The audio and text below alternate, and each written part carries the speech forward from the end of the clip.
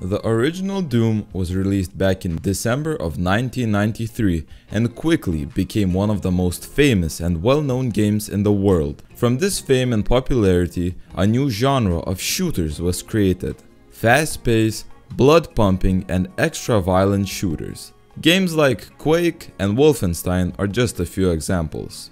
However, today I am not going to be talking about Doom. I am going to be talking about a game that was released this year by a solo developer and takes place in an alternate Czechoslovakia after a disaster that ravaged the country. Today, I am going to be talking about H-Rot.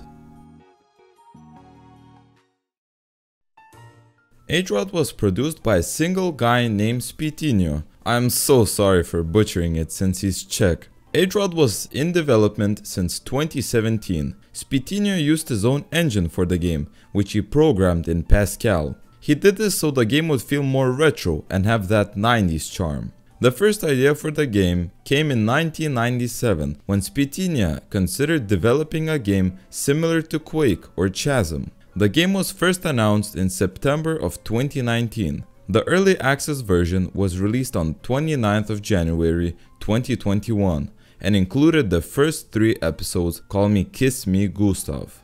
The second episode, called Degustation, was released on June 22nd, 2021. The full version with a final episode called Gastroscopy was released on May 16th, 2023 on Steam.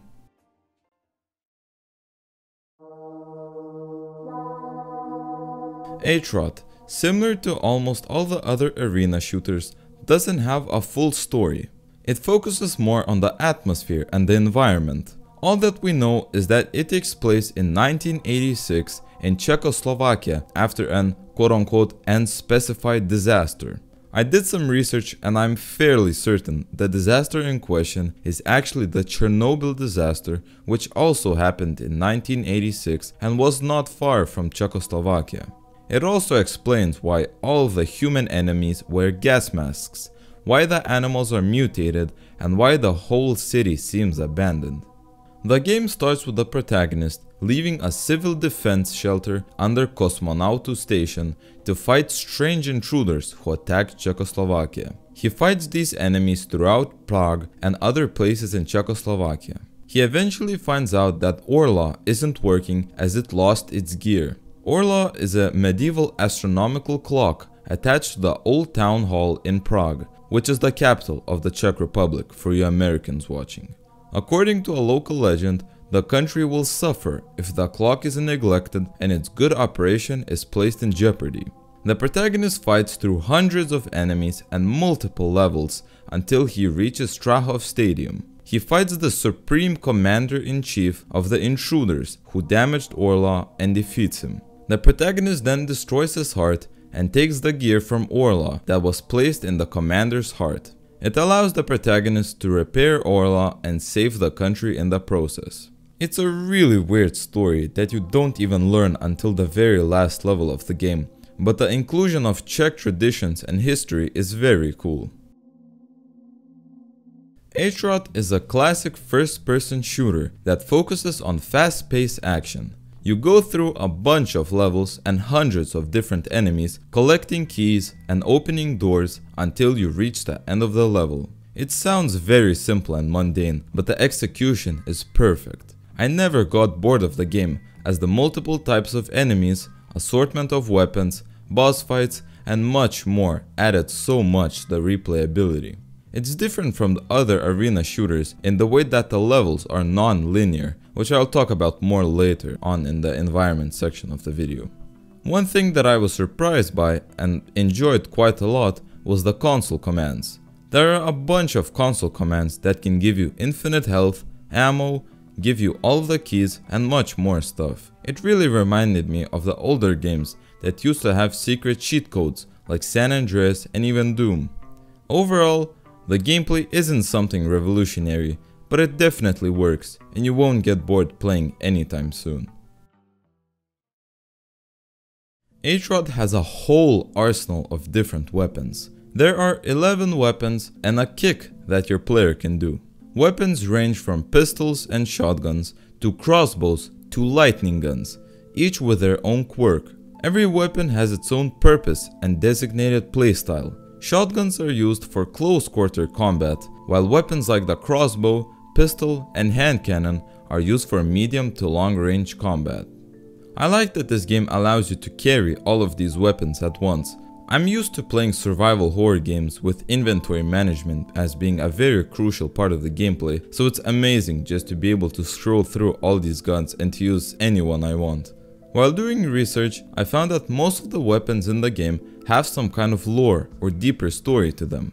Many weapons are also based on Czech history. More medieval weapons like the crossbow and hand cannon are very present in Czech history, as well as more modern creations like the in-game pistol and submachine gun that were based on the Czech-made CZ-52 and SA-25. But of course, there are some futuristic weapons like the lightning gun and ball lightning launcher that have no lore and are there just to be badass, which I am completely for.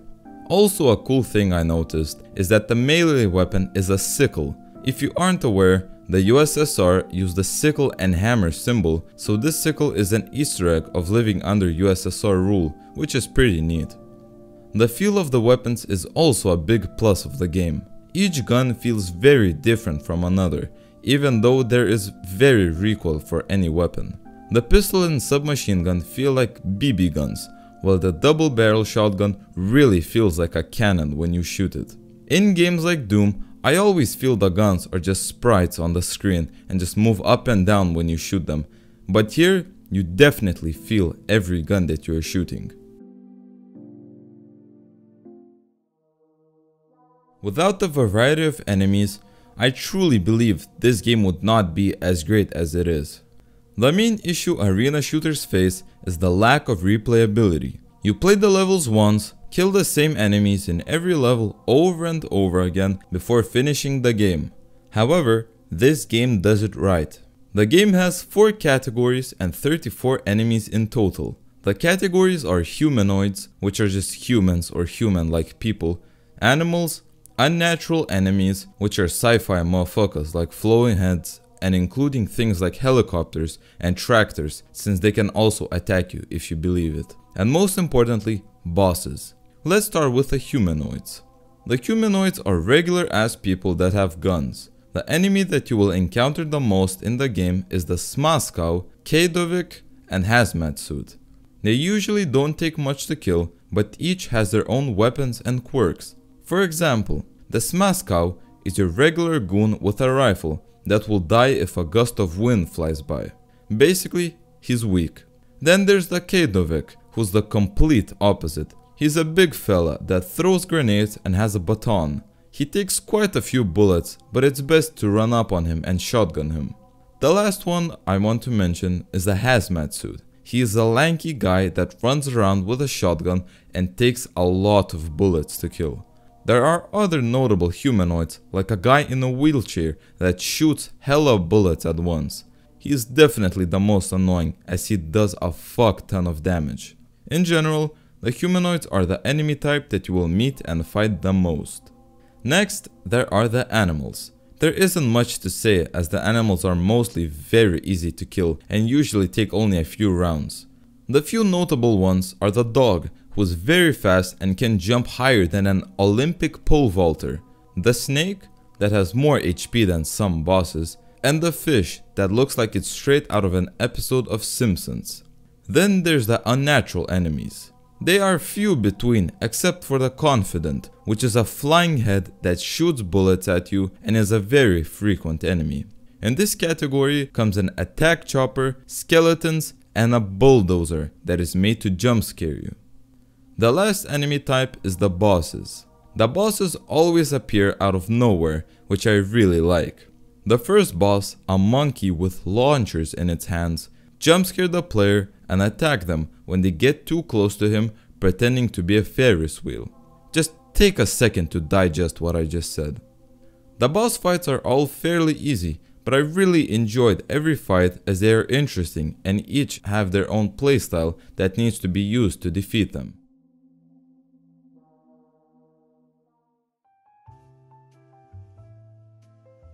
this is what truly makes the game shine. The setting of Atroth, a dystopian Eastern European landscape, adds a distinct flavor to the game's environment. The dilapidated brutalist buildings, crumbling infrastructure, and desolate streets really illustrate a society that's in decay. The attention to detail in capturing the architectural nuances of the Czech region further enhance the authenticity of the environment. It really immerses the player in a world where danger lurks around every corner, adding a layer of realism to the gameplay experience. What's also very cool is that every level is based on a real place in Prague, from castles to popular monuments. Some are almost a one-to-one replica of the real place. A very important aspect of the level design and atmosphere is the color palette. As you couldn't notice from the gameplay in the background, the game basically has only two colors, brown and gray. With these colors, the developer really wants to illustrate and convey how brutal it was to live under USSR rule. Life was dirty and bleak.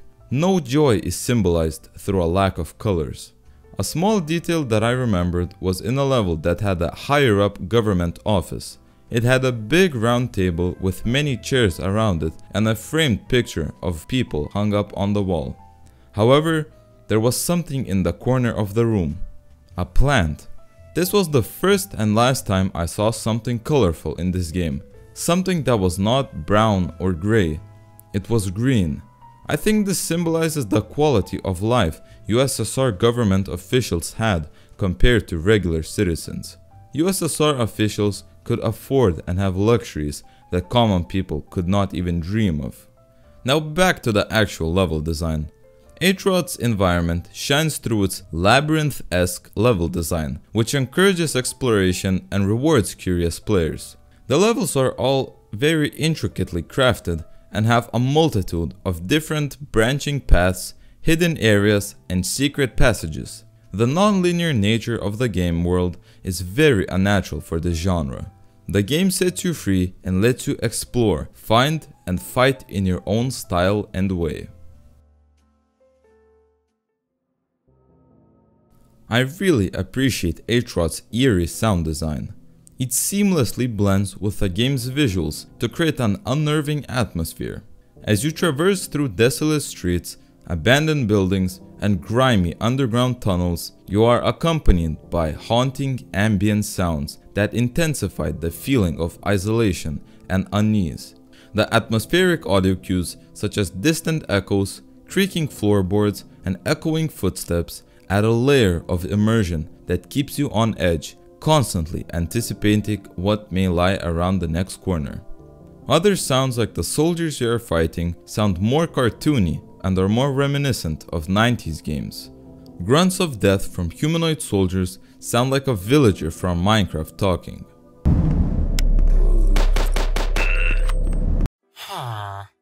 Gun sounds are surprisingly high quality.